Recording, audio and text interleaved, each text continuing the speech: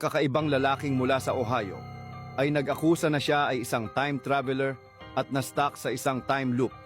Ngunit walang naniwala sa kanya. Ito ang totoong buhay na Interstellar.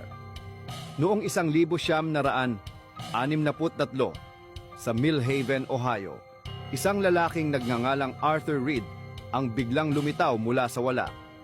Nagsusuot siya ng kakaibang modernong suit at nag-akusa siyang siya ay isang time traveler mula 2,663. Karamihan sa mga tao ay nagtawanan. Iniisip na siya ay baliw. Nagbigay si Arthur ng babala tungkol sa isang pagbaha na magwawasak sa kalahati ng bayan. Ang ilan ay naniwala at naghanda. Ang iba ay pinabayaan siya. Isang linggo pagkatapos, umapaw ang ilog at nangyari ang pagbaha tulad ng sinabi niya. Ang mga nakinig ay nakaligtas, ngunit ang iba ay nawala ng lahat. Pagkatapos ng pagbaha, nagsimulang magtiwala ang mga tao kay Arthur. Nagbigay siya ng mga karagdagang babala tungkol sa mga sunog at aksidente.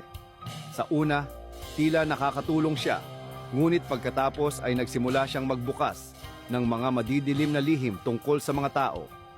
Mga bagay na wala ng ibang makakaalam. Nagsimulang matakot ang bayan sa kanya. Isang gabi, isang grupo ng mga lalaki ang humarap at nagtangkang malaman kung sino talaga si Arthur. Sinabi lamang niya, "Sabi ko na, galing ako sa hinaharap." Pagkatapos, may nakatagpo ng isang lumang larawan sa mga archives ng bayan. Ipinapakita sa larawan ang isang batang kamukhang-kamukha si Arthur na nakatayo sa Mill Haven noong 1913. Ang nakasulat sa likod ay, "Nawala si Arthur kinabukasan." Ang ilan ay nagsasabing babalik siya kapag kailangan siya ng bayan. Ang iba ay naniniwalang siya ay na-stuck sa oras, paulit-ulit na bumabalik.